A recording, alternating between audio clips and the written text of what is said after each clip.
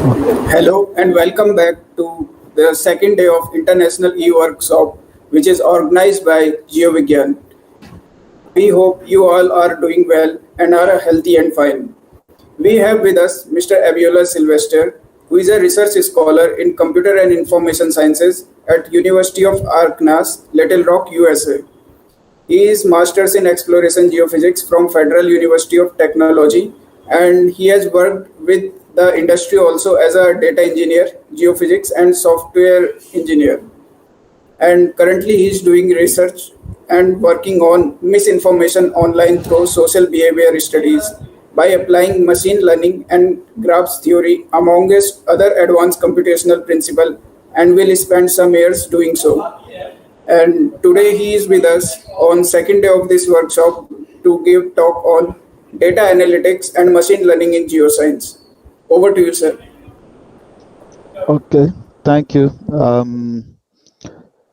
Good day, everyone, and all the participants. We had a wonderful time last week, and I must say that it was interesting having all of you. Essentially, this is a wonderful opportunity to share time with many of you. I'm trying to share my screen. Just waiting for it to come up. Okay.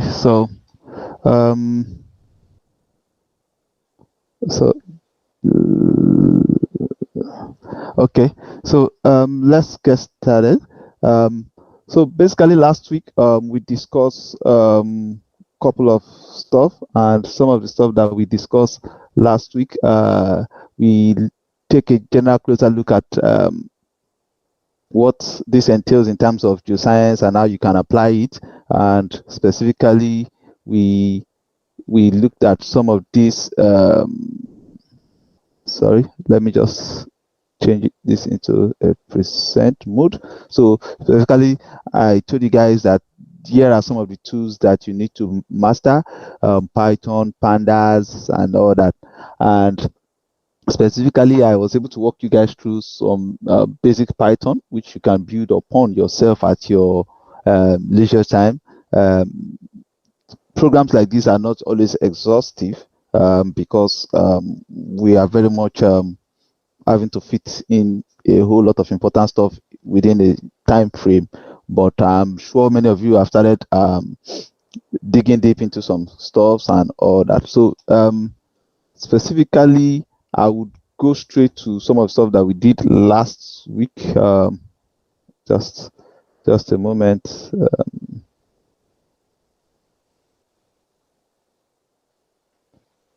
Okay, so specifically, last week we take a look at how you can. Excuse me, sir. Sorry to interrupt. Can you please increase the size? Okay. Thank you, sir. Yeah.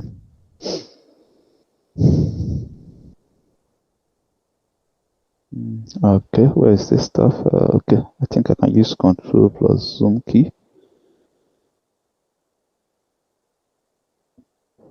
Can you see clearly now? Is it better now? Okay, let me zoom a bit.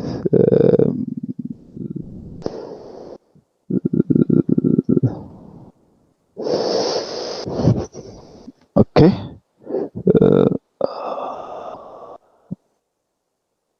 Sorry.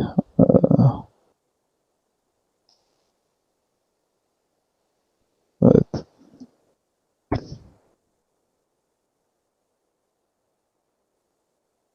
Okay, so specifically we looked at sorry, I think is it too big or too small? I want to be sure. Okay, let me reduce a bit. Okay, so specifically we looked at some of these important concepts in Python. We looked at lists, we looked at dictionary, we looked at how you can create a function, we looked at for loop and all that. And in carrying out data analytics and all that, most of the time you have your data in a format that you would have to read or pass some of this data essentially. And today I would be showing us an example of that. If you recollect, I got this file last week, and I would do some stuff around it today, and we'll convert some of this stuff into like a data frame, using writing some code about it, and also demonstrating how you can view it and create a plot and all that with it, using pandas and matplotlib, essentially. So the file that I have with me here is a last file, and typically this is like an ASCII or a text file, and these have some key important information. But how as a data person, or as somebody that is working on project like this, how do you make information, or how do you mine important information out of this set of data? For instance, if I looked at this data set, I would see clearly that there are some important characteristics. For instance, there is a hash data curve data, and after it, I have the tilde sign a. Then I have some of the logs that were run. We have depth, we have caliper, gamma ray log, and two different type of gamma ray log and all that, till the row b log. And essentially these are the value for each one. So essentially this is value for depth, caliper, um, and other important information that you have there. So this file continues till the last point. I mean, traditionally there are softwares that you use and import this into and work with it, but with recent innovations and all that, it means that geoscientists can also build a script themselves that can perform some of this sort of tasks, and then visualize it, and also plot some stuff from it. So another thing that I would like to touch today, if I don't overshoot time, because I'm mindful of time, is I also got this data online, geochemical data. I just downloaded it this morning, and it has some georeferencing information. If time permits, I would do that, but if time doesn't permit, I will just do it and send over to the instructor. They can share with you guys, so we can see it also has the WGS information for both lat long and the country, state, and all that. So I would first start with this, and if time permits and all that, I would see if I can touch that too as well. So let's look at this. How do we read this file? How do we read this? I don't want to demo this using a library. I would write it up from scratch so that you can have a clue of what it is like and how to think about some of this stuff. So specifically, I have this file that I've created that is called readlast.py. So readlast.py is what I would be using. And if we look at the file again, if we want to pass this information, what are the key important things that we need? Let's say we don't want to even deal with any stuff at the beginning of this. So essentially, we want to start reading this file from here, and we want to store it in a way that we can read it and use it to plot information. So now I need to find a way to know the current index of this location, or the current line of this location, so that I can tell the script that, okay, go to this line and start reading this information from there. Then I can also tell it that for every line after this, convert them into a list of a list, or like a dictionary too as well. These are some of the important concepts that we have touched till the last point and all that. Then when I do that, I can then use that and generate a plot and all the stuff. So let's look at it. The first step is to be able to read the file. I will be able to read the file with Python. So I would say, let me create a function. Let me create a function.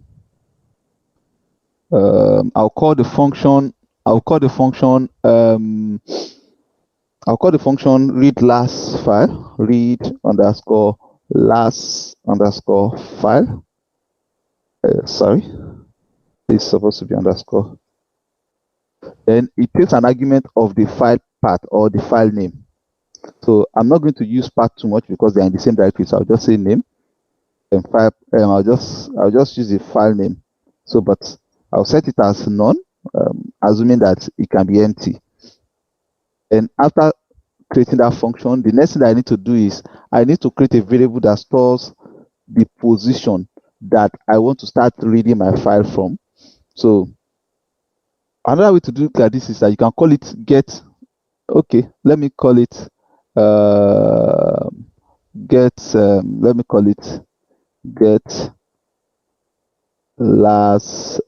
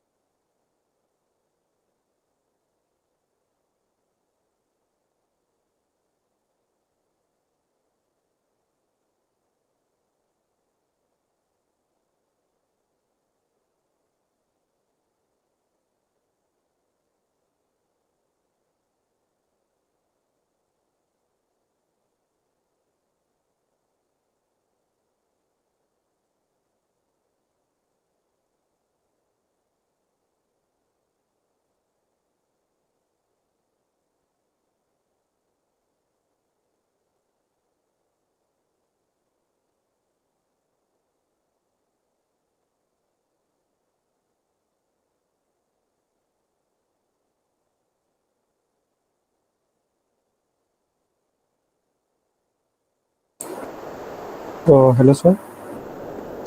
Feature in Python that is called with open. I'm going to say with open. So with open, I will specify the file path. And then what format or what mode do I want to read the file? I want to read the file in a read mode only. I'm not writing into it. If I want to write into it, I would specify maybe write or something.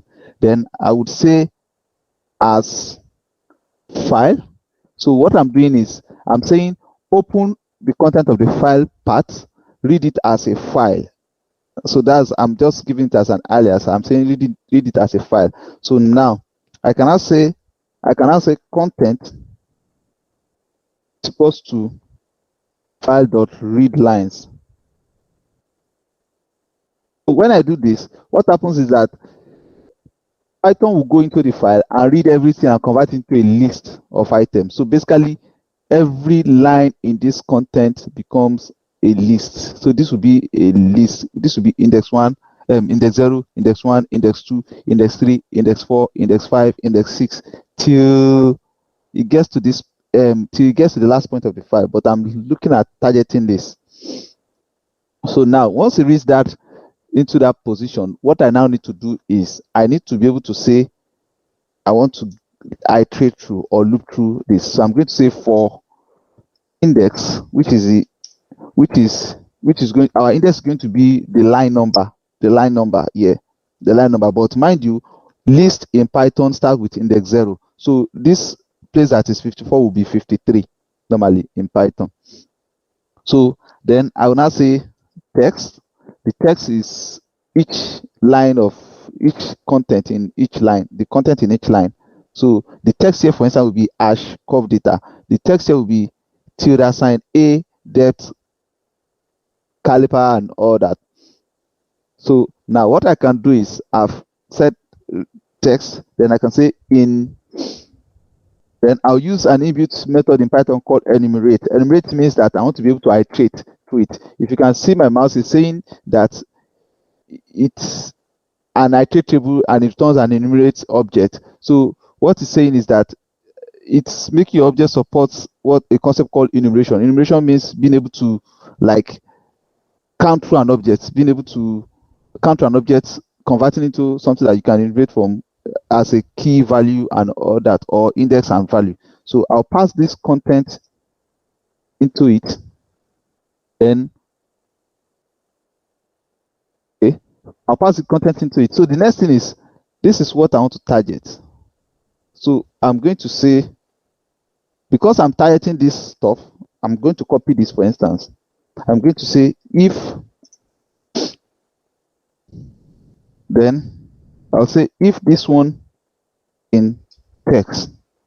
What I'm basically saying is that I'm saying any line where you find this, return to me that line or do a task. So what I'm saying is if this is in the text, that it should go to this point. So now what that does is that I'm able to enter into that line. So now I can say start position is equals to index. What I'm doing here is that I'm saying that when you find this, set start position to be the index of wherever you find this tilde sign. So wherever you find the tilde sign, A is you get the index there and you store the start position to be that index. But if it doesn't find anything, the start position will still remain as 0. Then I can say return start position. So now with this, I'm terminating the loop here, for instance, and I'm saying that once you find this, just end the loop. So I can go back out here and then say return start position. So what happens is that if it cannot find this start position here, it will return 0. If it cannot find the start this content rather, if it cannot find a tilde sign A, it will return the start position as 0. But if you can find tilde sign A, the loop will terminate at any location that it finds out. Now let me go through it and explain again so that all our audience can understand. So I'm saying that I create a function. I said def get location. I'm supposed to even document this function more, but I mean I'll still like put some comment on it and all that. So I'm saying get loc. I call it get loc underscore file from file. So what I'm basically doing is I want to get the location of where this tilde sign A here, the index, the line number that it occurs or that it exists. It's just what this function wants to do. Then it takes in the file and read through everything. As it's reading through it, it's keeping track. But immediately it finds this, I'm storing it as the start position and I'm returning the function like that. But if I cannot find anything, it will return it as 0. So now the next thing to do is to say, okay, we want to get all the type of logs that were run. So all the type of log that were run is also found in this location. We can see all this information. So they'll form the base of our header, of our table header. So I'll say def get, let's even call it log underscore head. Then it also takes the file path. I set it as a default none. Permit me. I create the index underscore start variable. I set it to be default of 0. So now, once I get that, what I need to do, I need to also create a variable called content. I'll temporarily hold our content like we have in the other angle or in the other end. I'm going to use the with open again. I'm going to say with open. With open, I'm going to specify the file path. I'm going to read it as read only because I don't want to modify the content. I can also write to the file if I want to write to the file. Oh, sorry, I had the typo there. So now, after I open it, what I need to now do is to be able to say it should read all lines. So I can say content is equals to file dot read lines. So now file dot read line reads all the line. Then I want to get the log that is run. But if I want to get the log that is run, if you remember in our last class, we were able to specify index of an item. Whenever we specify index, we're able to get an item in that index. Let me look for where we had that. I know we did something like that last week where we specify some index. Yeah, though I've commented it out, but I mean, last week we were able to specify what is in an index location or what's in a particular location, and we're able to return the items that are there. So what I now want to do is that I want to return the header. So what I'll do is I'll say type underscore log underscore run is equals to content and index underscore start.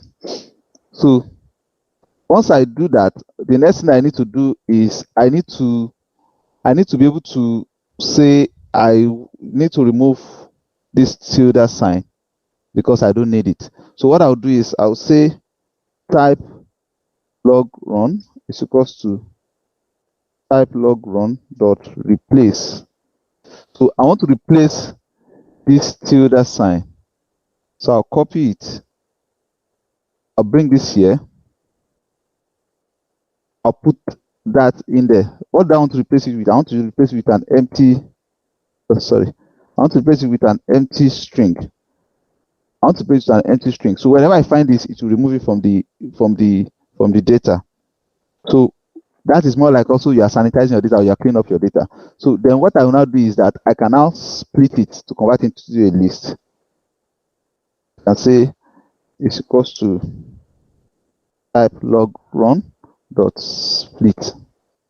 So when I call the split method, it converts it into like a list as well. So what I will now do is I can now say return type log run. So now let's test these two stuff that we've done and let's see if it makes sense. From there, I will be able to explain further. So the first thing I want to do is I want to be able to run it. Let's run it here. So I would say import read last as last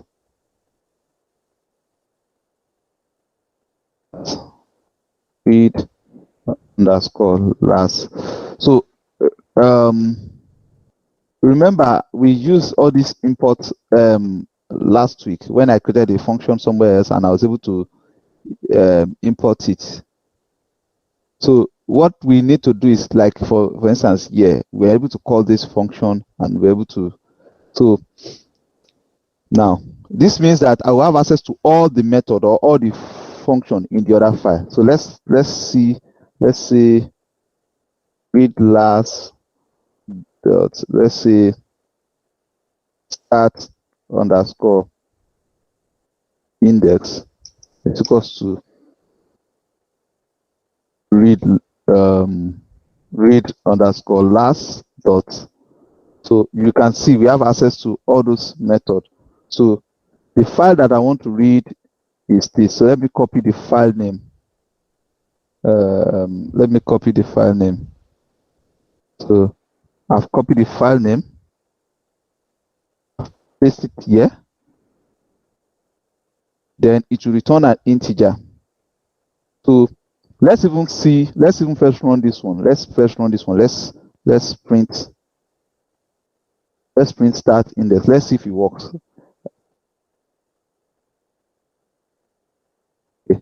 It's saying it has no get this from that. Why did he say that? So let's look at the reason why it's saying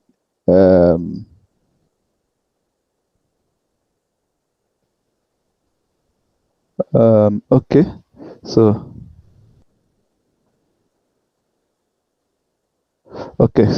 let me change the import. Let me import it like this other one. Oh, sorry, I made the as I said from read last import star. So what I can do is I can remove this. Okay, so let's run it again.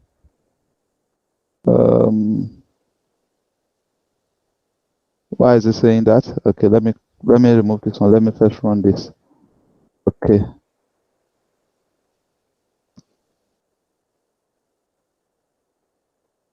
Sorry, let me see. Maybe I'm calling the wrong name. This exists, so let me check. Maybe I'm giving it the wrong name.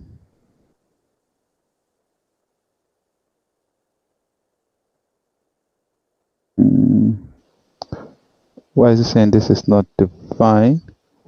I'm coming. Okay. Sorry. Sorry, let me just run my Anaconda. I think because my Jupyter notebook is not running.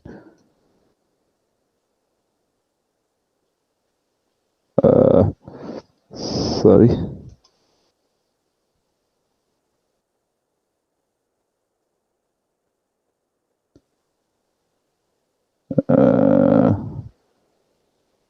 Why is it saying that? I'm coming up. I'm trying to find out why it's saying. It's saying this is not divine, but it is divine. Okay. Let me run all. Let me see what happens.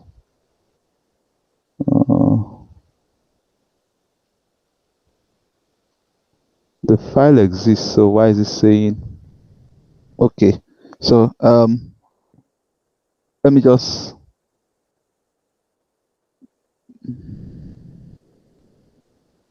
Okay, let me test it in the other file.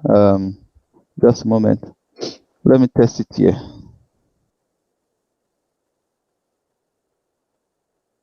Let me test it here. Let me test it here. Let me see. Okay, so it's printing here. So why is it not? It's working in the other place. Let me see why it's not working here. That means this import is not importing correctly. Let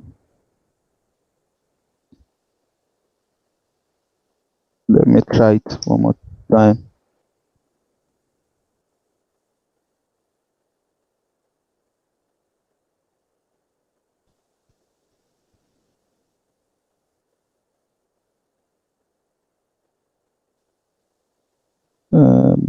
So now. So it's working on the other end. I just want to be sure why it's not working here.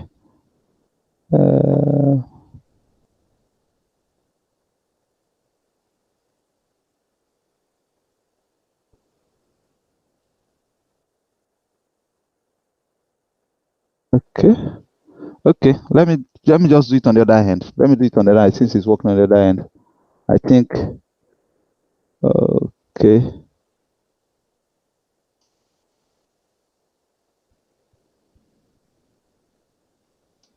Okay.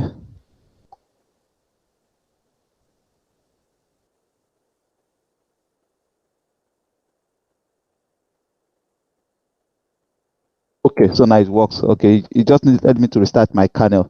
Sorry for that. So now that I've gotten the index, so if you can see that the index printed out as 53. So now that we know that the index printed out as 53, so 53 means 54 here, because mind you, in Python, it's going to read this each line as a list of items. So 1 becomes 0, 2 becomes 1, 3 becomes 2, 4 becomes 5, like that. 4 becomes 3 till it gets to this point, actually. So that's why I'm seeing 53 and not 54, to be clear specifically on that. So the next thing we want to be able to do is we want to get all the headers in that log. So let's test that as well. Let's say log run types is equals to ls dot. So I'm going to specify the file, and this item that I've gotten here, this index that I've gotten here, that is 53, I'm going to pass it here. So when I pass it there, if I say log underscore run dash type, it's going to print out. You can see, is it not exciting already? You can see we're able to manipulate this data and we're able to get this information. And this is the information that I need on this line. We're able to get that specifically. So you can see how we're able to retrieve that here. So now, for instance, we are able to use Python to extract this type of log that was run on this stuff. So the next thing we want to do is we want to also be able to get The next one to be able to do is to get all this information line by line and read them into a Python list. So now let's write a function that does that too as well. So let me delete this. So what I'll do is I'll say def get underscore log underscore data set. So what I want to do is I want to get log data set. For me to get the log data set, what I need to do is I need to pass the file path again. File path equals none. The index underscore start. Set it as default 0, like I did the other time. So now I also create a variable called content. Set it to be a temporary list. The next thing I want to do is the log data. Log underscore data, then pass this like that. So now that I've passed the log data here, the next thing that I want to do is I want to use this with open as well again. So I will copy this here. And then the next thing I want to do is to read all of the line as well. So I'll copy this as well.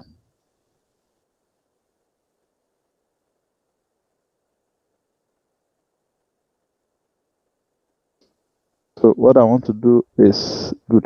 So now I'm going to read, I'm reading all the line, but now there's a concept in Python that is called list comprehension or list slicing and all the stuff. So what I want to do is I want to say that it should start from here and give me everything till the end. Everything till the end of this file. So what I would do is I would just like say what I would just do is I would just say it should start from, so I'll just say sorry, content. I'm going to set it as content index start. Once I do like that, so what I'm telling this program here is that fetch me everything from the specified index to the end of the file. So what that does is that it's going to return every item there. So let's test that first. I'm not done with this function, but I'll just return it here. I'll return it here, then I'll modify it again. So let's call this one. Let's see what it will print out. Let's see what it will achieve. So I'm going to say, I'm going to copy this. I'm going to say, let me just call it test first. Let's just say ls dot this, then let's say test. So now I'm going to run this now, and then let's see what happens. So sorry. So let me run.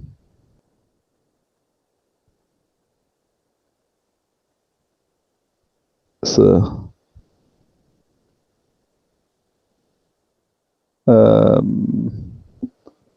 okay, so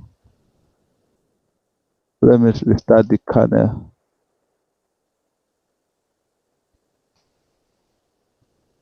Let me restart the kernel. Okay, good. So now you can see it started picking everything from here. But however, this is not where it's supposed to start. I want to start immediately after this one. So what I would do is I would add 1 to this. I'll say this one plus 1. So let's run it again. You can see it has picked everything immediately. You can see it has picked everything immediately. Sorry. You can see it has picked everything immediately after this point. It has picked everything immediately after this point. So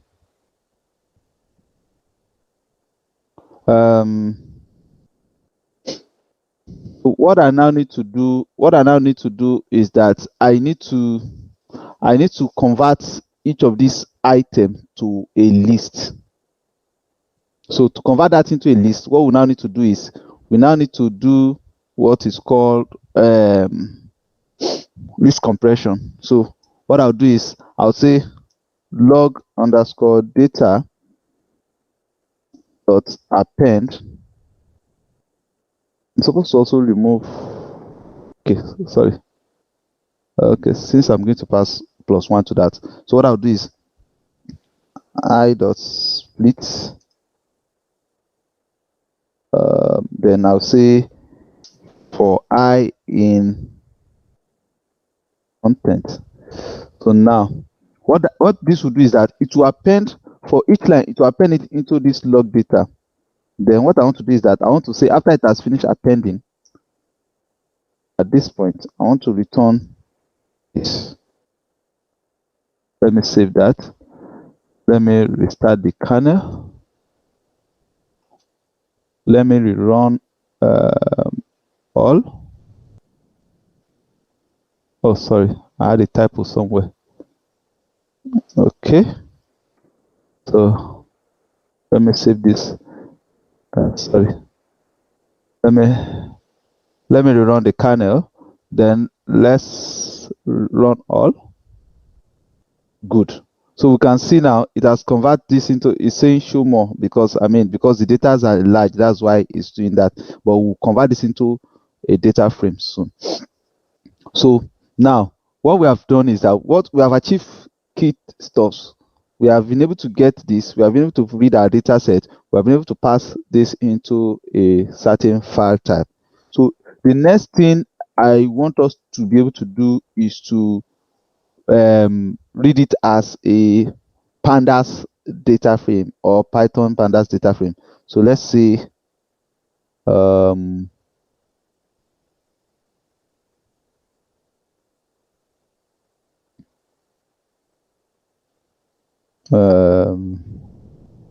what I can do is, okay, let's modify this method further because we already got our log header. Let's say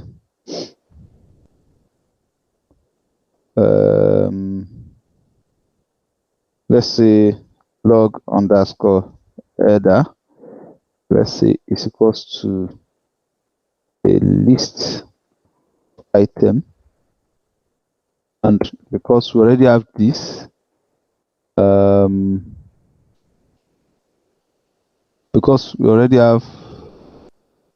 okay, so let's just put this, let's put the log type as a log header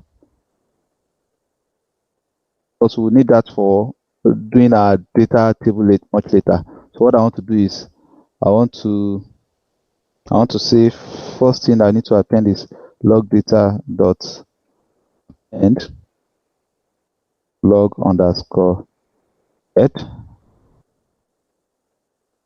Then okay, so now what I want to do is I want us to read it into let me call this one data set. Let me change on to data set. So now what I want to do is I want to read this into pandas data frame. Let's see what happens if we read it into a pandas data frame. It will kind of make more sense when we read it into pandas data frame. Let me clear this output. Clear cell output. So what I want to do now is to convert it into a pandas data frame. So I can say data, I can say log data frame. I can say log underscore data underscore frame is equals to pd dot data frame dot data set. So let me restart the kernel.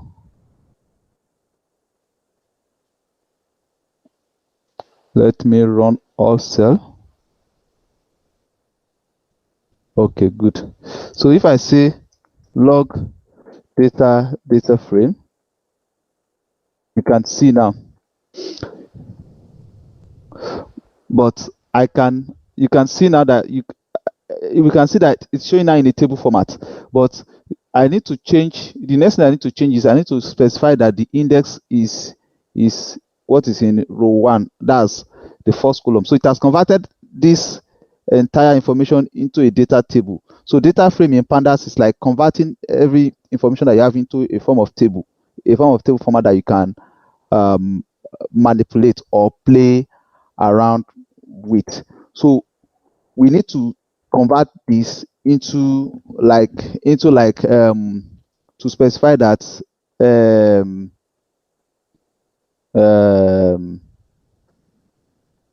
we need to specify that how does it we need to specify sorry, we need to specify like the row name so that it will not be 0, 1, 2, 3, 4 and all that. So that is what I'm going to do next. Sorry, I have to mute a bit. I want to cough. Sorry.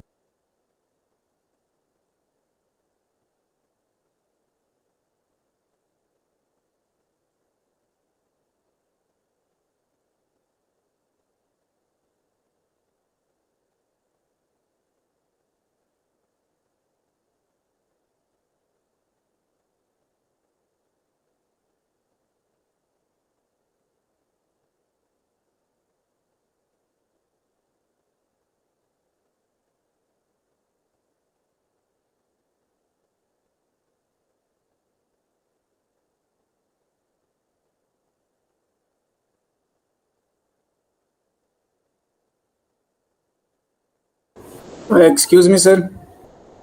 Sir, your voice is not audible. Okay. Sorry, I forgot that I was muted. Sorry. So there's this inbuilt function in Python. I say Python pandas that is called rename. So rename, and we'll say column is equals to log underscore data underscore frame, and then it has what is called I doc, then specify it as 0. So then I would say sorry, in place, it's in place. What's the correct spelling? I want to say in sit in place equals true. I want to be sure I'm right with the spelling or with the so let me run this. Let's see. Okay, I said you got a wrong keyword call in place. Okay, let's run this again. No. So yep. So okay. So let me try it in another way. That didn't work. Let me say.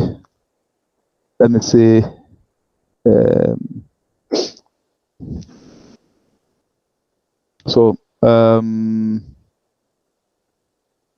let's say this equals to log data frame and slash then let's say log data frame.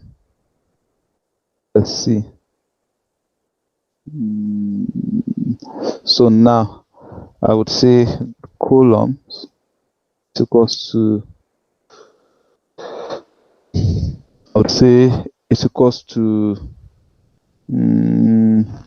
so what I'll do is okay, I'll say since I already have this one, then if I call this now, so okay, good. So if we can see clearly, we can see now that the depth is on this part, caliper, this and that for all the logs that were run specifically. Let me go back up. So as opposed to the way you are looking at it, that some data are not having a mapping. Now we've mapped all the data set essentially to to each of the column header. Now that we have mapped each of the data set to the column header, then we have been able to use pandas on it. But however, mind you that in this file, there are some data sets that we also need to sanitize a bit or clean up. And I'm trying to scroll down to show some of these data sets. Okay, the ones that have missing value, minus 9999999, that has minus 99999. So this minus 999 means that there is no data for that point, or there is a missing value. So now we can replace this with 0, with whatever, depending on whatever our criteria is. So the goal of this is not to give a perfect interpretation, but to just show you some of stuff that we can achieve with this. So now I need to fill. There's something called fill now. So I need to fill now with 0. Let's say fill now with 0. So let's see. You can see that 946 is showing this. So let's see what it will show now after we have filled now with 0. It hasn't filled. Okay, it's showing it as minus 999. So I need to convert the minus 999 into, okay, other way that I can do it is to convert the minus 999 into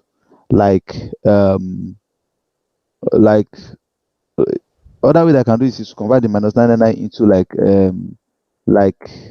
to iterate through and then replace all the minus 999. So I would just try and do that now.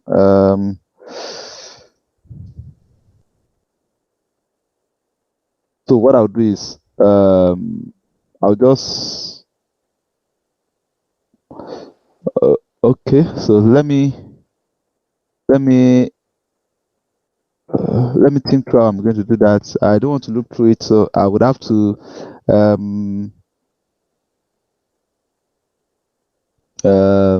so I'll have to replace it actually. Replace value. So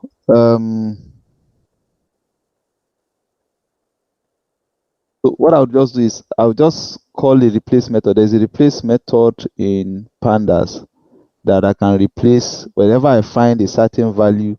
I can replace it with a certain stuff. So let me try replace.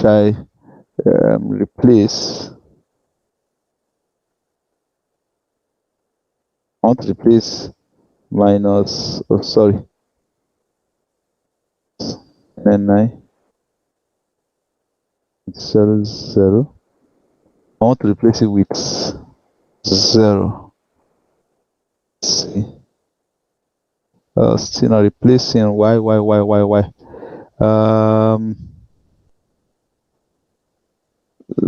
There should be a way. I don't want to look through this data set. Okay. So maybe what I'll do is I'll drop none. Okay. So what I'll do is some of the data are important, so I don't want to. Okay. So what I can do is, since I know that it is only one column that is having that issue, let me try something. Or maybe I'm not, sorry. Okay. I may have to skip that, but I don't really want to skip it. Time.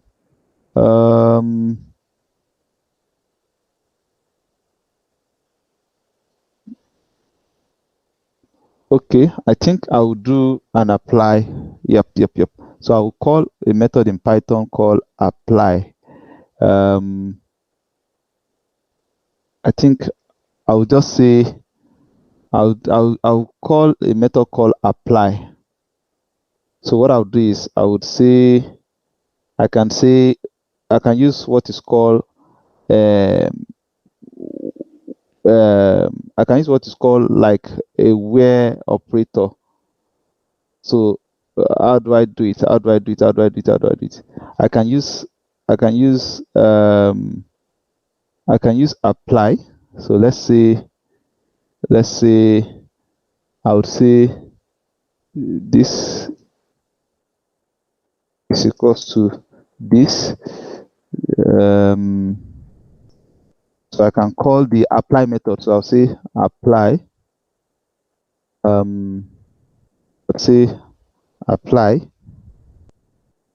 Then I'll say lambda. I'll say x is equals to x equals to 0 if x equals minus 999.000 else x. So let me run that.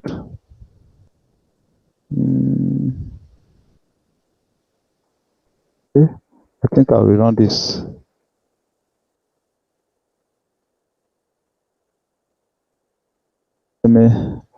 Let me restart my kernel and then run it again.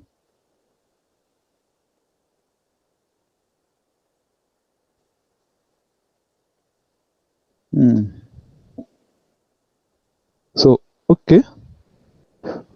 I think I have another way of doing it.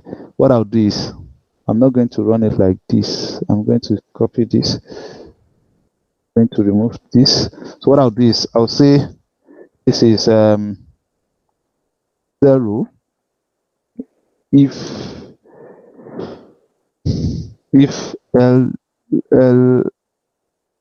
ILD equals or is less than 0. It is less than 0. Then I would say else ILD for ILD in log data frame LD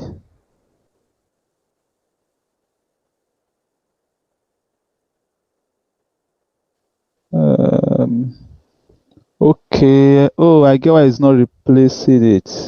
Okay, so now I need to convert this one into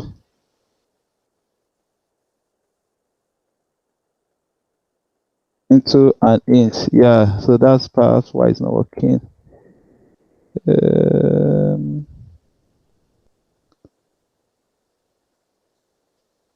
So okay, saying invalid trial for int base, this and that.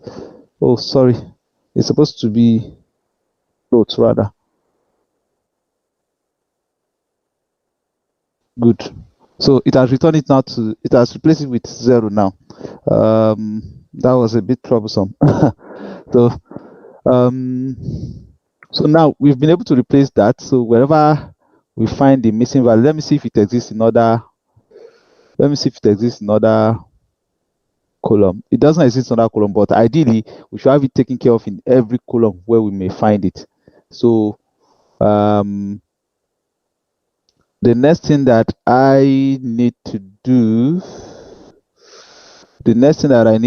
is for us to now be able to start generating our plots from this data set. So now essentially we've converted our well log, we've achieved a lot already. We've been able to convert our data set into like a table, and we can see that it says it has 950 rows and 13 columns. So which means we have 13 different columns and 14 and 950 different rows. So now how do we start making this into a plot? I have roughly like 20 minutes left. Wow, time goes so fast. Okay, so the next thing I want to do is to start generating some of these plots. and I'm going to start that in a bit. We'll be using matplotlib. We'll be using matplotlib for that essentially. So let's start. Let's look at. So the next thing that we need to do is, let me see if I've imported what is called numpy. I've imported numpy. I've imported. So what next thing that we need to do is we need to say we need to set the depth as the index column. So instead of this 1, 2, 3, 4, 5, 6 stuff like that, we need to set the depth as index.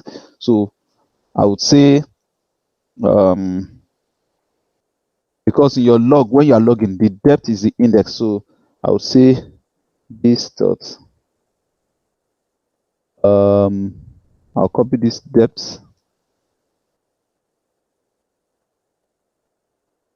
I'll say equals log data frame dot index.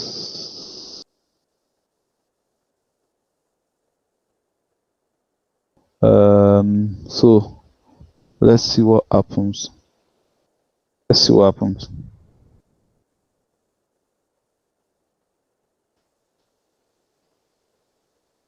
No, this is wrong. Sorry. I'm supposed to specify the index to be this. That's not supposed to be so. Index is supposed to be this. Sorry. Let me run this. Let me run everything downward. Okay, good. So this is supposed to be the index. Yeah. So the next thing that we need to do is to be able to generate our plot. For us to generate our plot, we'll be using a library called matplotlib. And to do matplotlib, we would say, let's first generate our basic plot, log data frame dot plot, by using the plot function, and our x-axis will be our x-axis will be, let's say our x-axis is, let's just plot one of them first. Let's say our x-axis is this.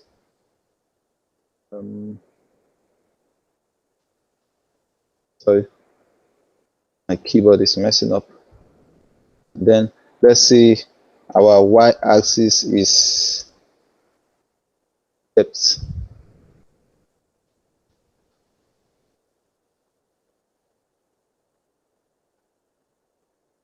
So our y-axis is the depth. Then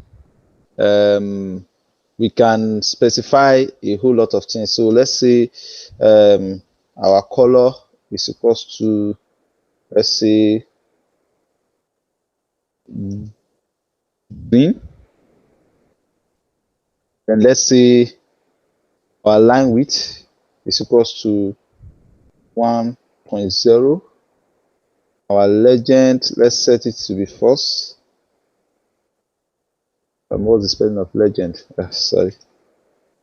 Okay, so our legend, let's set it to false. We are saying that it should not show us a legend for now. Then let's specify the fixed size.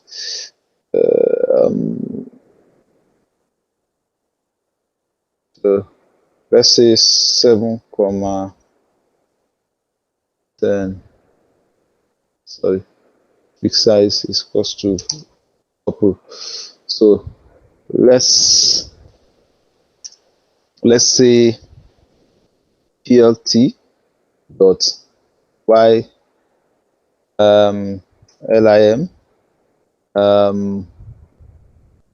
Okay, let's just use any random number. Let me just say 500. Let me just say 500. I would explain this part a bit. Just bear with me. Then let's say plt dot x line min. We are saying 0 to, let's say, 250. Then let's first plot it. PLT plot show. Let's see. Numeric data to plots. Okay. Colon, let me see where the error is. Okay. So let me see. Let me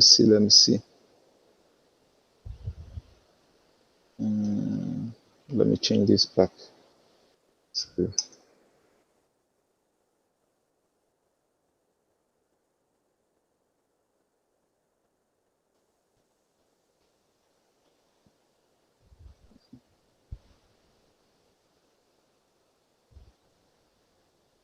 Okay. But I need to change some things in this plot. So I need to change some things in this plot because it's not showing the way I want it to show. It's supposed to plot as another type of graph. So let's see. Let me change that a bit. Let me look for another log type.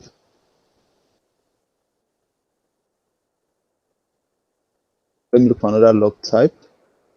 Let me say 500, 150.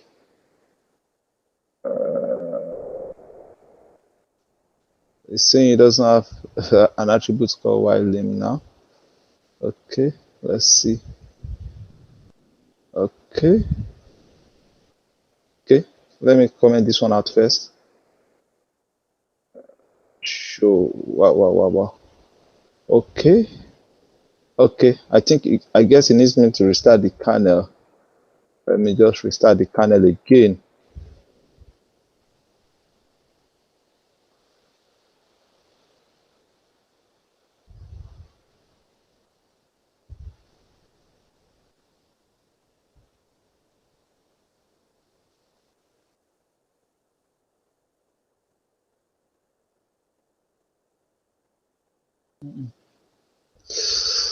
Oh, sorry. I'm coming. I need to verify why it's saying I have the matplotlib there. So I need to find out why it's saying it doesn't have. It didn't complain before, so I'm wondering why it's complaining now when I didn't really change much.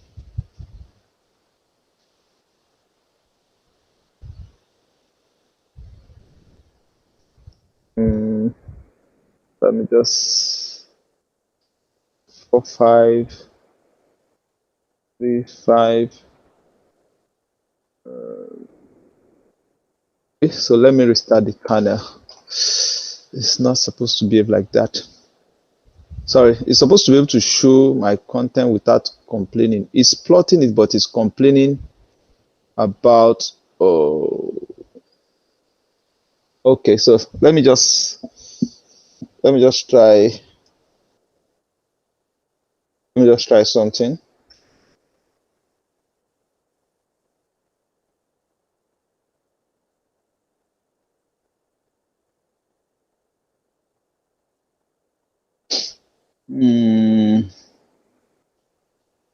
Let me just try. Let me try something different.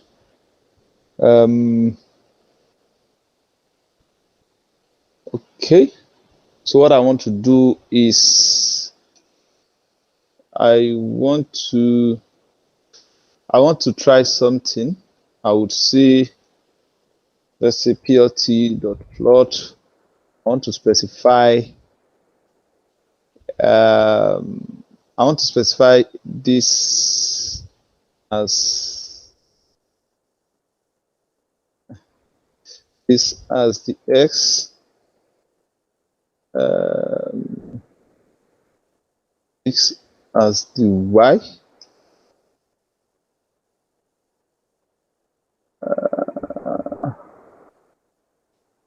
so I'm coming. Let me remove this.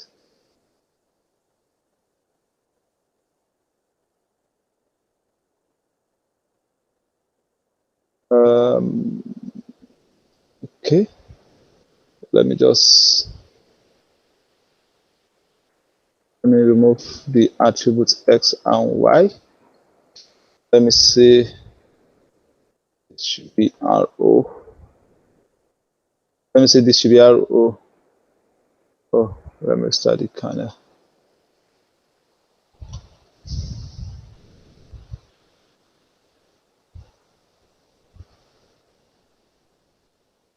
Matplotlib has an attribute called plot. Why is it saying that? Okay. Let me try this again. I don't know why plotting is misbehaving, but I'll try something now. And sorry.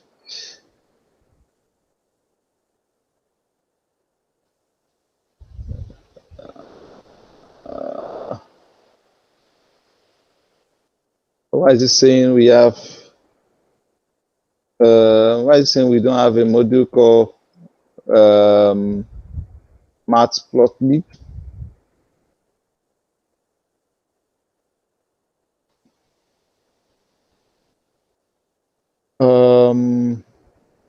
Why is it saying that? I think. Okay. I think I need to do like this. Let me say .py plots. Okay. Let me try something now. Okay, it should plot now. This should plot now. This should plot now, but I'll revert it back to what it was supposed to be before. I just need to, okay, so I'll revert it back to what it's supposed to be before. I'll revert it back to what it's supposed to be before. So what I'll do is, I would say log data frame dot plot x is equals to cgr comma y is equals to depth. Okay, so let me see legend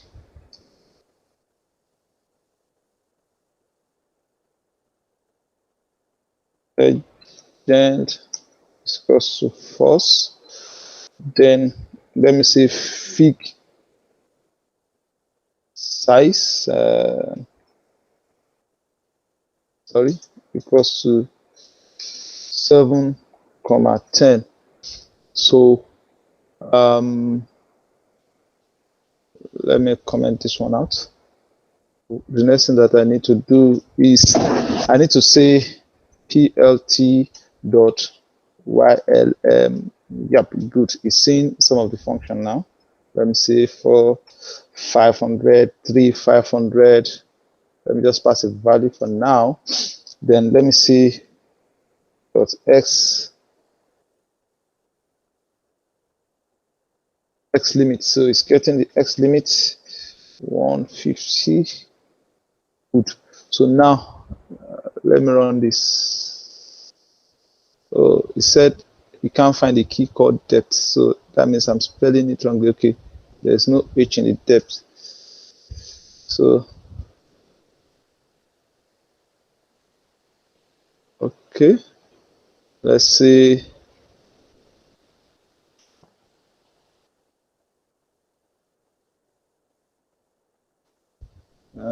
Okay, so it's specifying this now. So now I need to put the color there. So then I'll say color should be red. Let me just give it a red first and let's see what happens. Wow, it's showing the way I want now, but it's not putting in my content. So okay, I have not specified line width. equals to 0.5. Oops, I need to rerun this kernel. So it's showing the way I want, but I needed to put my content. So it's not putting my content, so I need to find out why.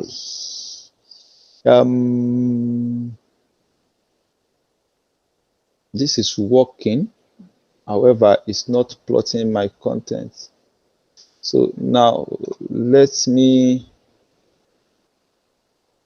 make it plot the content. I need to make it plot the content, so I need to fill it. So let me restart my kernel. Maybe that will resolve it not plotting the line. It's supposed to show the line, the curve. We are almost there. It's supposed to show the curve. Wow. Why is it not showing the curve? Okay, let me just pick another chart.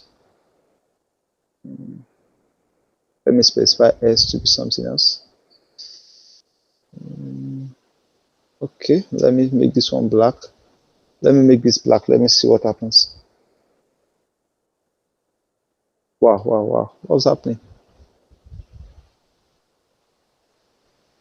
Y limit should be my depth limit.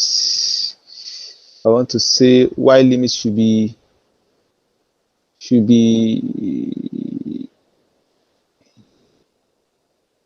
this should be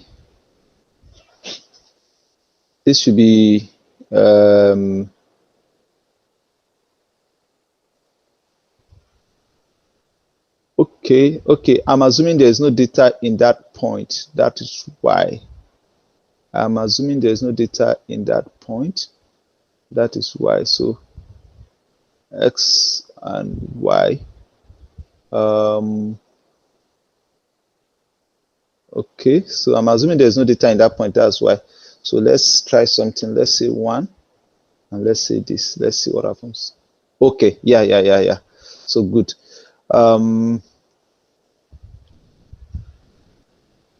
This should be 950. Okay, so let me look at this. Let me look at the depth value. So let me copy this to be the mean. Y limit. Oh, sorry.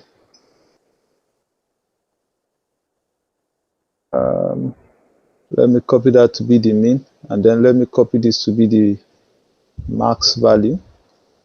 I need it to show something.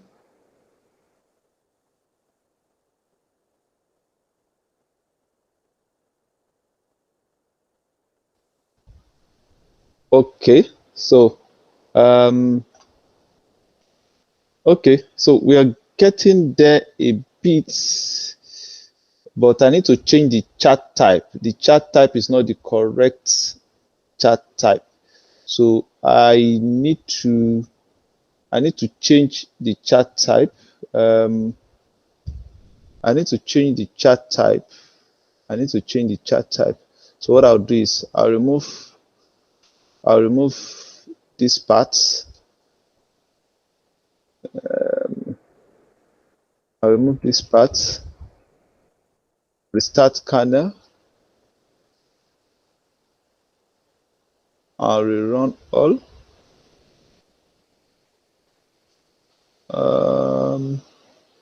No numeric data. There's a numeric data there. So what I need to do is okay, so I get what I need to do now. What I need to do now is to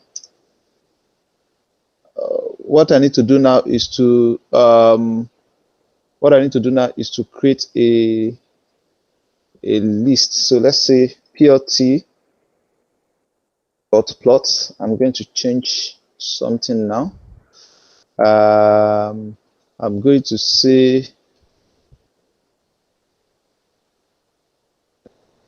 this and this. I'm going to do it like this. I'm going to do it like this. I'm going to comment this one out, and I'm going to say it should plot.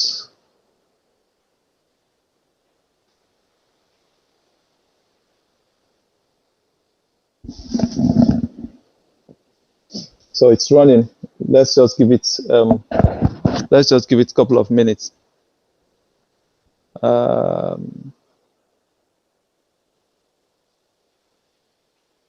Okay. This is not showing the way I want it. So okay. So what I'll do is I would to limit that to just see if it works the way I want it to work. What I'll do is I need to just say x is equals to this, and then x is equals to x. This is 0 to 50 or 10. Let me just see what happens. And let's say y. I want to see why it's not showing properly. It's supposed to show properly. So y equals to y 0, comma 10. And I'll say x. I would say y. Let me just write this one out. Okay, good. So now I think I know why it wasn't working properly. So I need to specify the fixed size now. So now I need to just comment this one a bit. Run it again.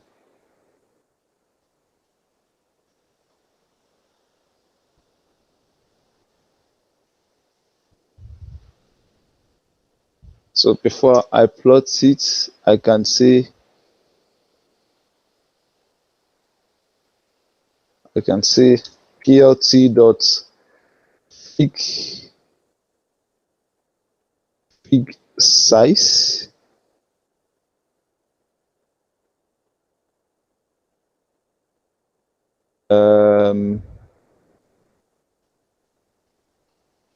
seven comma is okay. Let me run this. Okay. Oh, I need to specify the fixed size. I need to specify the fixed size. Essentially, sorry, figure will be big fixed size. 7 comma 10. Let me run it again. I'll set the y limit and all that now.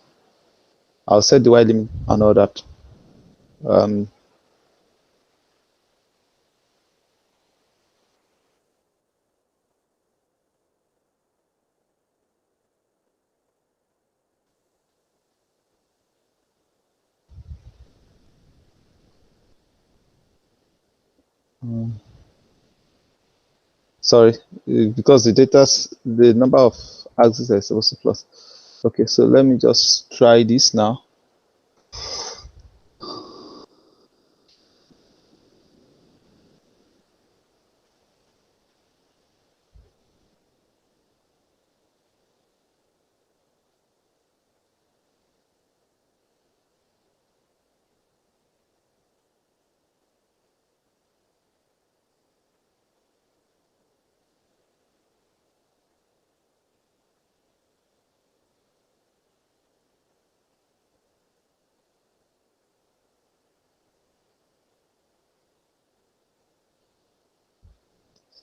Why is it showing multiple time?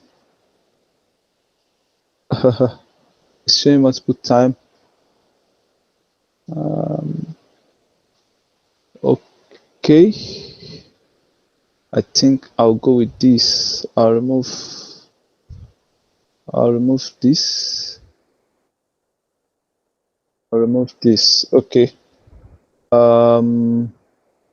What I need to do is I need to kind of y limit should be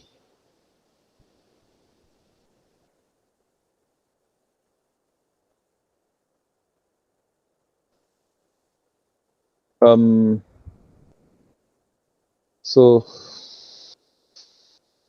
what I need to do is I need to fill. This is the way I want it to show, but I'm trying to figure out why this one at the center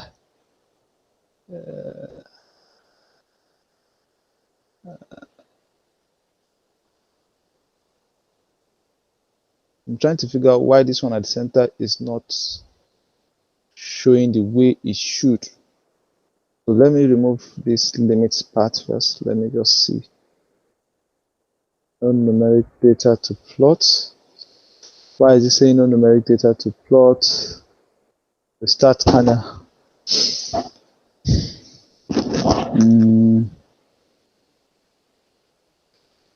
I'm supposed to actually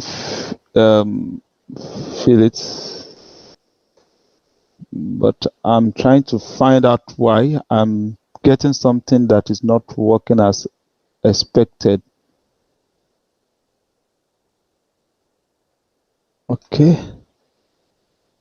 so let me run all. No numeric data to plot. No numeric data to plot. No numeric frame on this series is allowed. So okay, I think what I need to do now.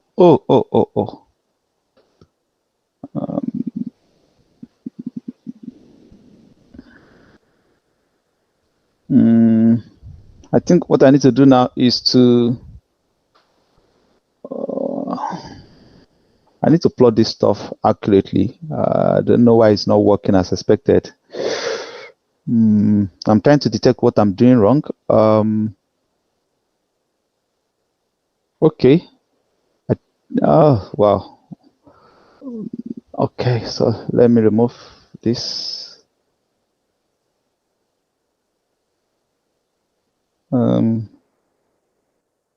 Let's say plt dot y limit.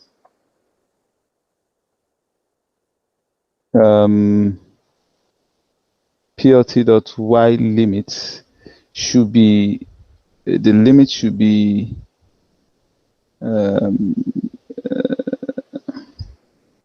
me just specify 0, this.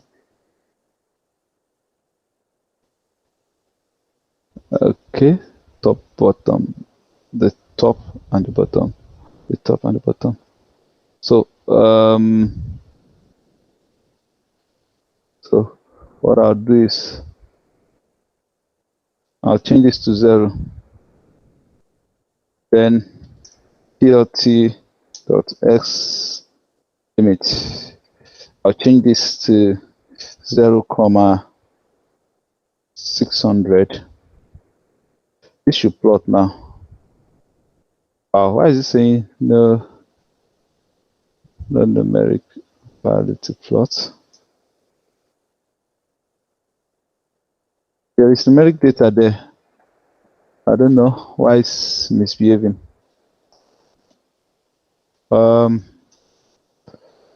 Trying to find out why this is misbehaving. No. This is something is wrong somewhere here, and I need to figure it out. Legend, line width, color, What else am I not doing right? Okay, let's say 500. Let me just use any value. Let's see. Something is wrong. Oh, I get it. Okay, I think it's saying I need to rerun everything here downward.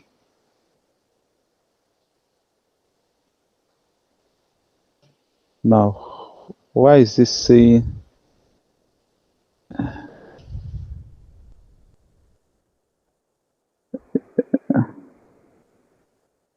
there's data set there? So why is it complaining? I think my laptop is misbehaving. What's happening here? There's a data set there, but it's saying no numeric data to plot. Let me just say .add. Let me comment this one out. Let's see what happens. There's a data set there. Okay.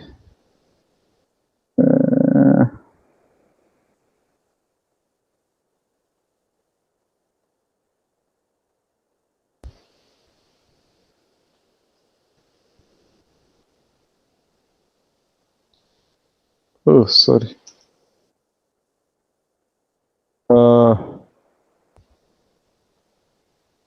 Oh, sorry.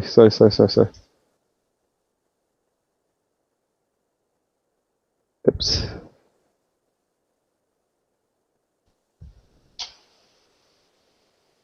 Let me run it from here downward.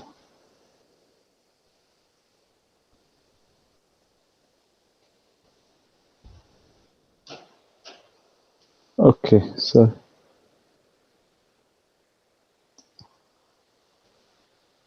okay. So let's try it now. Okay. I get what's happening here now, but I need to reduce this one to be 595, and I need this one to start from 0. Good. But it's not supposed to be a straight line, so I need to find out why it is showing me a straight line. Let me change the chart type. Let me see. It's not supposed to be a straight line.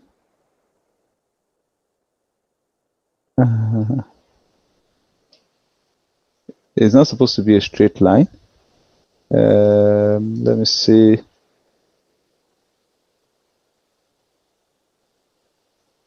The minimum.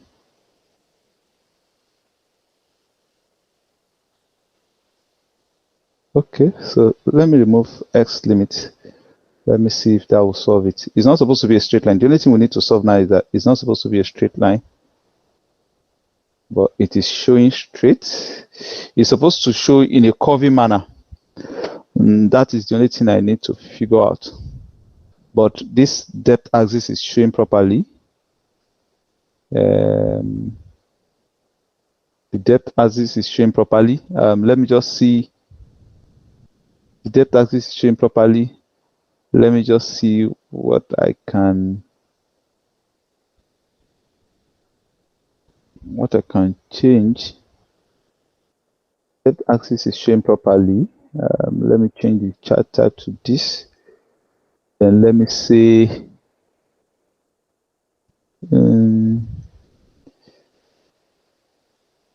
why is it showing straight line?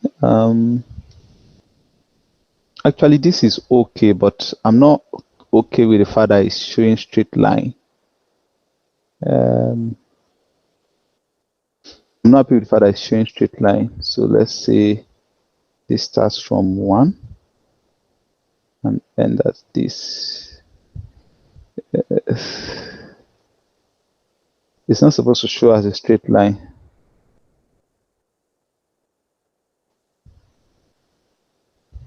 Let me try something again. Okay. It's not supposed to show as a straight line. That's the only thing I need to figure out. I need to figure out why it's showing as a straight line.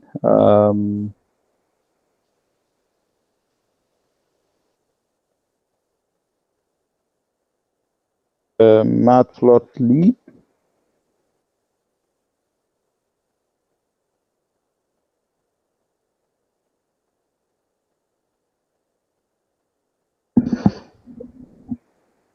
Okay, so I need to find out why it's always showing straight line.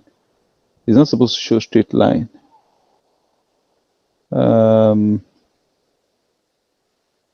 Okay, I think I get why. It's seeing everything as, I need to convert all the data type. I think it's seeing some of them as something else.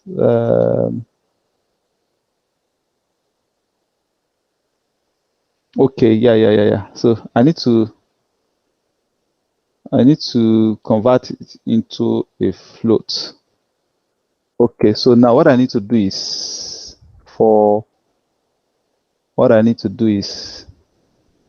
I need to convert the data frame that I want to plot. You will see that if I convert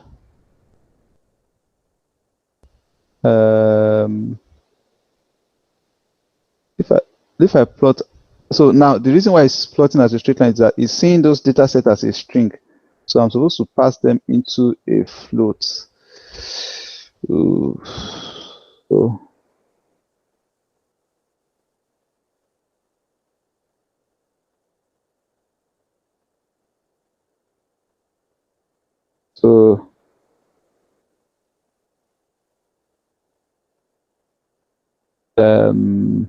so I'm going to format them into a proper the appropriate data type. So what I'll do is I'm going to say, as I'm going to convert, I think I need to, that's what I need to do now. I need to change the data type. So we're almost there, sorry. I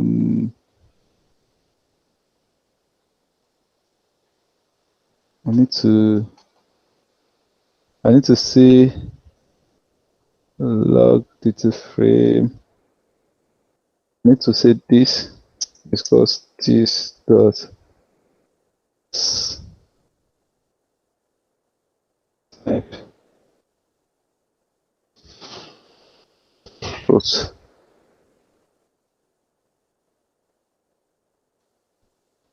Yeah, good. Excellent.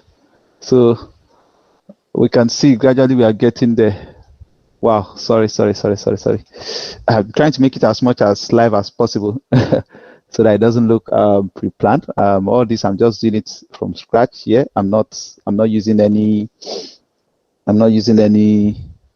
resources, just like I would if I were to be working in the office. So that's why you're seeing it like that. So basically we've been able to generate a plot for this, but we can generate other plots. We can create a plot that's a subplot and combine them together. I will just fill it because of our time. I will just fill the curve, and then after that I'll just try and explain what I've done so far again one more time. That will help everyone to kind of have an understanding of what is done so far. So let me just add a fill to it. So I will say let's add a fill. Let's say ELT dot fill between x.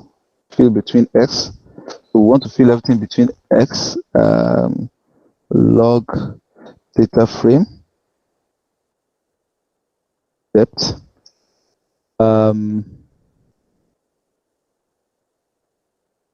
log data frame, SDR. So now what we want to do is we want to fill from 0 and want to fill with a face color of yellow.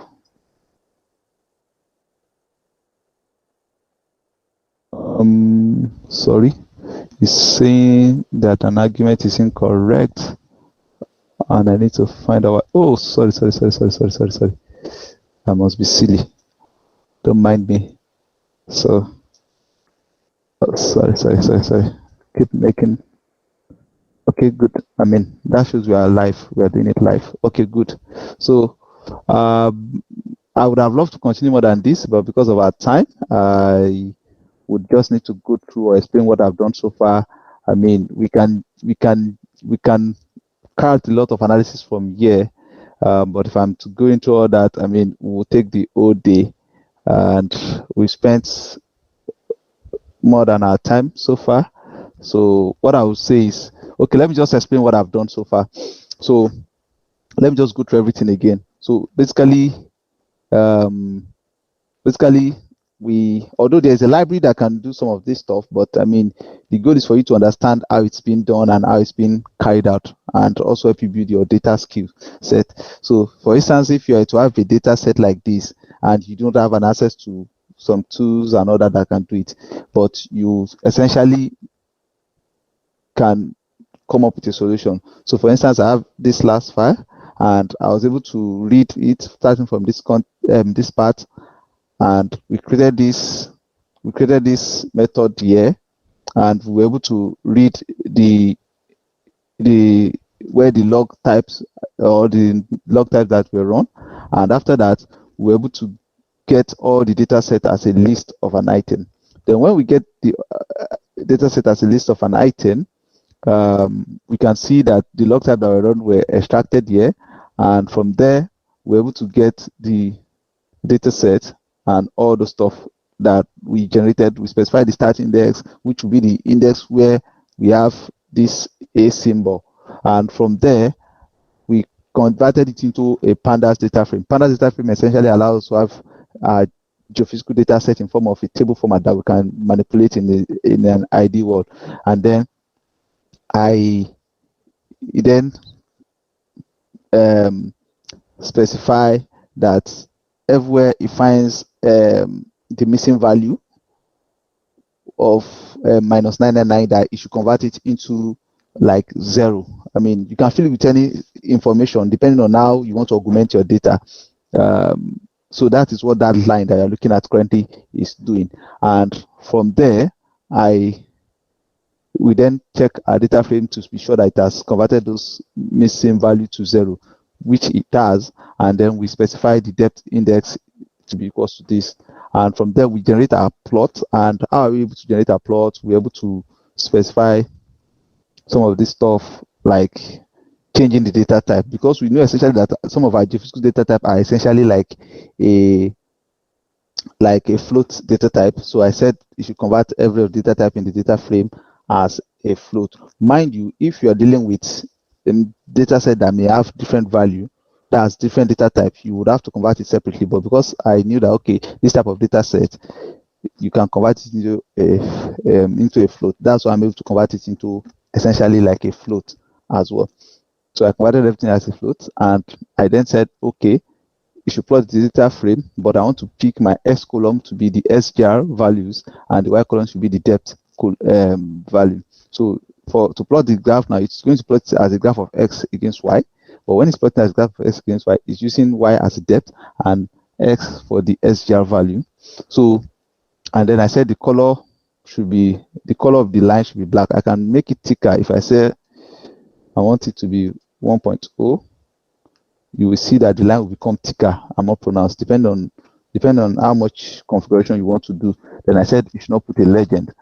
So the next thing is I specify the fixed size. We can make it bigger and longer than this, depending on how we want. I can say 17 by I can say 14 by 20. You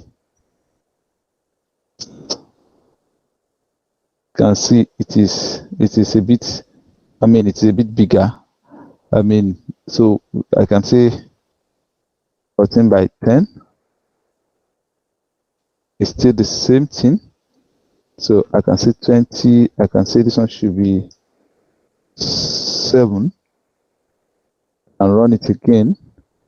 You can see, like, it depends on how much of let me make this 40 so that it will be longer. So I mean, you can see essentially some of these stuffs that you see. So if you are doing your lithology log in your engineering mapping and other stuff too, you can use this essentially. Depends on how you collect your data set or how your data set look like, and you can carry out a whole lot of manipulation, mark different lithology out of this. So I then call the dot show. So essentially we've been able to cover matplotlib, pandas, and let me show you all some of the so for instance, let me present. So so far we are able to cover this. We use this too. We use this. We use this as well. So we can go deeper in this and this as well, but essentially because of our time constraint, and that is why these are what you can use for image recognition and a whole lot of advanced machine learning stuff. This is what you can use for extraction of content from text to image and all those stuff.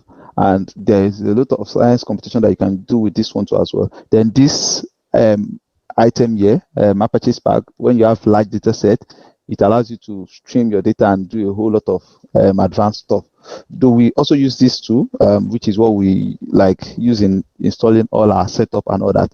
And while I program it in this one, so there are a whole lot of stuff that you can master out there. But I mean, we merely just scratch the surface using Python, pandas, and matplotlib to carry out some geophysical stuff. I mean, we can do a lot of advanced stuff. Like I can go further in this, but because of time constraint and understand that this is a workshop and not full-fledged stuff, so I would like to stop here. If there are questions, I would like to start taking them. Where is my screen?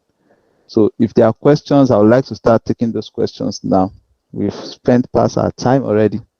Thank you. Thank you very much, sir.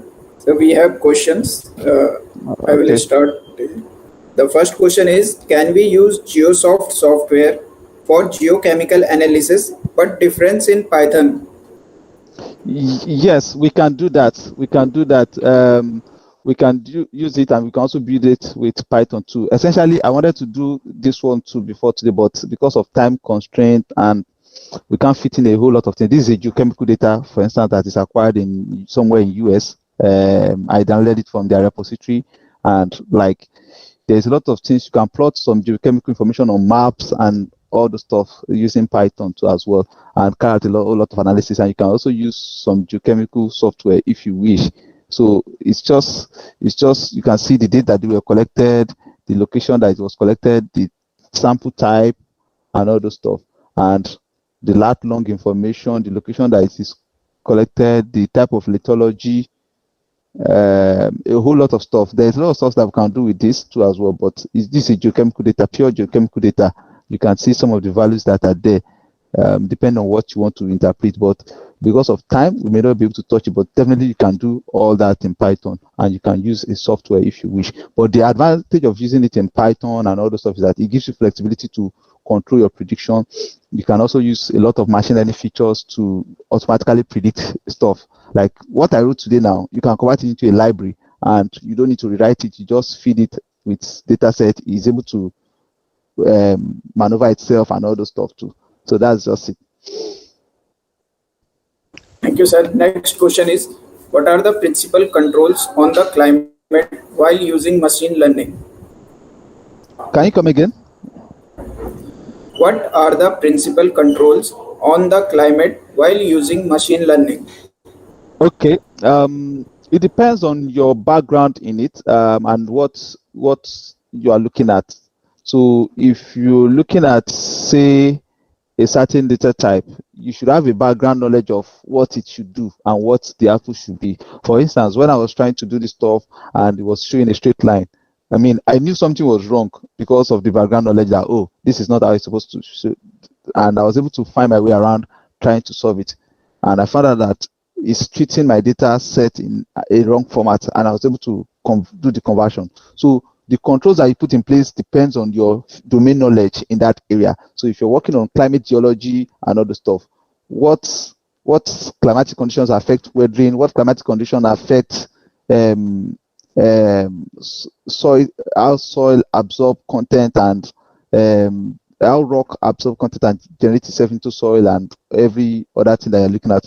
If you're looking at how climate affects your engineering geology, like your dam, your road, and all those stuff too, your background knowledge in this aspect is usually what you program into control when you apply machine learning. Your domain knowledge is what computer is garbage in, garbage out. For instance, you saw I feed it with the data, I was drawing the wrong graph initially until I find a way to make it work. So computer is really garbage in, garbage out. Whatever I feed it in is what to do, but your domain knowledge is what to let you know if you are doing the right thing or the wrong thing. Okay, thank you, sir. Next question is, can we anticipate and mitigate the effects of geohazards? If yes, how? Okay.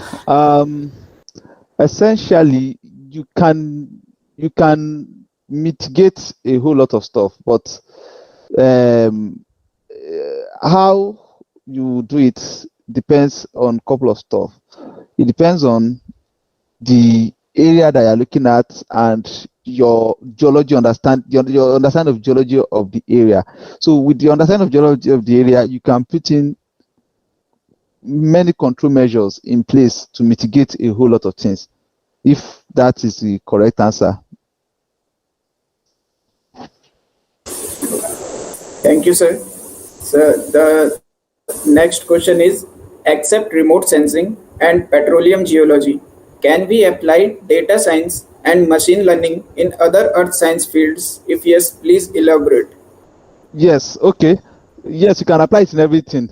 Especially, it's because of time. I'll have touched almost every key part. I wanted to touch geochemistry today because I mean my research work during my first degree was in geochemistry too as well. So you can apply it in geochemistry, you can apply it in geophysics, you can apply it in petroleum, you can apply it in fluid modeling, you can apply it in rock interpretation when you are interpreting your rock type.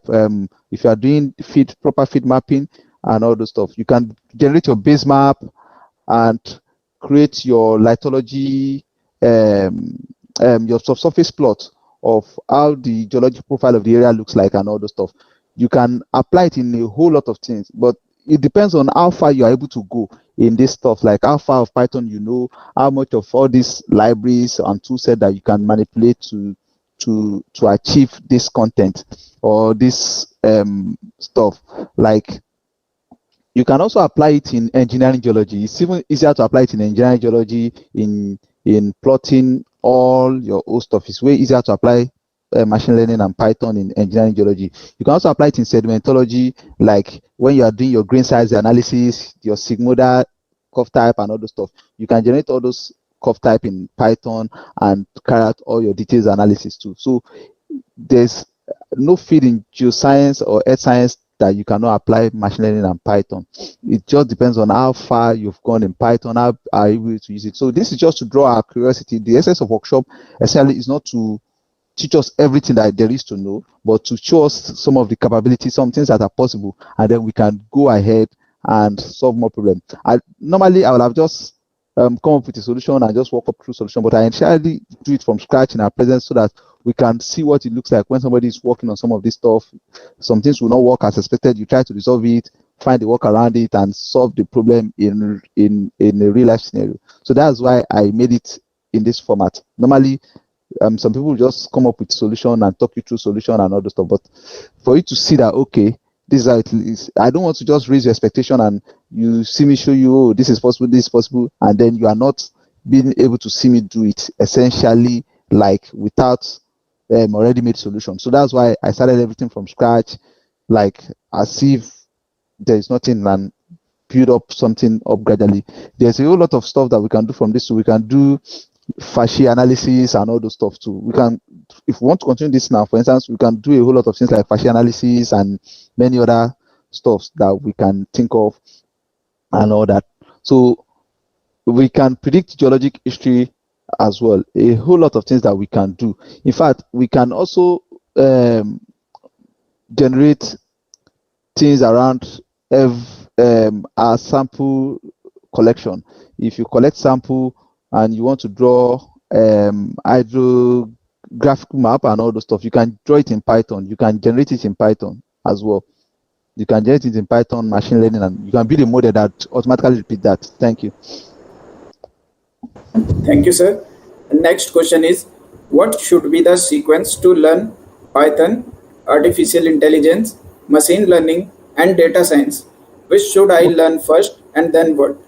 Okay, the first thing you should learn is Python. When you learn Python very well, then the next thing that you can now learn is data science or data analytics and all the stuff. Because when you build your machine learning and you are visualizing your data set, you would understand what it is doing. Then from there you can move to machine learning. Although you can skip you can skip data science and move to machine learning depending on how good you are. I mean, I don't know how good you are in terms of grasping information, but for people that may not have that tenacity to shoot ahead and do some stuff, like grab some stuff easily, I would say go through Python, be very good at Python, move to data science or data analytics, then move to machine learning. And the good thing is that there are a lot of libraries that can help you become productive. But before you learn library, learn the foundation. The foundation or the rudiment of it is learning Python and understanding also the foundation of your discipline that you want to apply it to. So if you want to apply it in geoscience, let's say you want to apply it in engineering geology, make sure that your engineering geology knowledge is correct and make sure that your Python knowledge is solid. So by the time you combine those two together, the world is just the starting point. Okay, thank you, sir. So next question is, what is the limitations of using data analytics, especially in geoscience field? Okay, the limitation is basically lack of domain knowledge or lack of domain expertise. So if you're applying data analytics and you don't understand geology or earth science, you would end up doing wrong interpretation. And wrong interpretation means that erroneous interpretation means that they may drill wrong location, they may mine the wrong location, they may prospect the wrong location, and all those stuff. The other limitation is lack of knowledge in terms of computational knowledge, in terms of how do you write some basic program in analytics. And then the other thing is not understanding your data. If you don't understand your data, you will do the wrong thing, because if somebody gives you a data that is wrong, if you understand your data, you should be able to prove that, no, I think this data is wrong, and demand for the correct data. So those are the ones that I think I can remember currently. Thank you, sir. Next question is, can machine learning based techniques can be used instead of manual digitization of images? Yes, that is why we had that tesseract. You can use it. This library, let me just go to present. This library here and these two libraries, if you combine them together, you can use them for digitization of image. If you read through this two library, you know, when you are doing well-log digitization, you are converting all those curve to a text. And before you convert it to text, if you are familiar with digitization software, you specify the start and the stop, which you enter a text. And once you start tracing, it is using the start point as a reference and detecting how much of a deviation your traces are from it. And from there, it's able to generate those values in a text file. So you can combine these two libraries, if you're very good at it, to generate digitization. Thank you, sir. So next question is, how deep learning and machine learning based techniques are used for interpreting the remote sensing images? Okay, it's a good question, and it's also a question that I would say, if you're doing remote sensing, you are doing a whole lot of what is called feature extraction. And if you are doing remote sensing, you are also doing a whole lot of things that borders around image recognition. If you are doing remote sensing, you are also doing a whole lot of things around manipulating image and all that. So now deep learning essentially borders around some of this domain knowledge, like manipulating images, being able to predict some stuff out of images and all the stuff. So for remote sensing, say you're trying to trace a fault line using remote sensing, you can be able to apply deep learning in terms of how best to predict an image and know where the fault line is and all that. And this is essentially an example, or in summary, an example of a use case. But however, you can do more research on how you can apply it, because I may not be able to show all that here because of the time frame. But that's just to give an idea of how these items cross each other in terms of how they work. Thank you very much, sir. With this, we came to the end of question and answer round, and we have learned a lot and added to our knowledge in field of data analytics and machine learning in geoscience. Thank you very much, sir, once again. Thank you. And there is an announcement for participants. Please do fill the feedback form, which will be shared shortly in WhatsApp group also. So, sir, anything you would like to convey to the participants from your Okay. side? To the participant, I would say you can learn more than this. I mean, you can even be better than me. I mean, if you apply yourself in the learning. The basic idea of today is to do it in real life and make mistakes in your presence, see the mistake, and I try to resolve the mistake, so that would let you know that there is a lot of work that needs to be done and put in place, so that it doesn't look like magic and you think, okay, because there are several workshops that people go, they live with, oh, it's possible, they are excited, and then when they go back home, they are unable to solve anything, because the instructor or the person that anchored the workshop did not do a real life scenario in their presence, did not make mistakes in their presence. The person just come up with a already work solution, just run the command and everything shows, and they are like, wow, this is great. But the essence of this is that you saw me write all this stuff from scratch, and that should be able to challenge your curiosity and push you to want to get better. So I would say for the participant, get better at some of these skill sets and apply it in geoscience. I can't wait to see some of the stuff that you are going to build with this. I mean, when you build some of them, if you know my details online on LinkedIn and any social media, Instagram and likes, you can tag me on it. I can reshare some of your work, and let's see a lot of good work from you. Don't just attend this workshop and go back home and sleep and not apply some of the ideas that you have drawn from here. This is essentially just serve as a pointer. So I expect you now to start researching deeper about Python, about NumPy, about Matplotlib, about Tesseract, about TensorFlow and the likes. So this should awaken your curiosity. That's just what I would say to the participants. Thank you very much, sir. That was a very good suggestion to the participants of learning and from the mistakes we are making. Thank you very much, sir, for being here with us for 2 days and enlightening us on data analytics and machine learning. Thank you very much, sir. Thank you.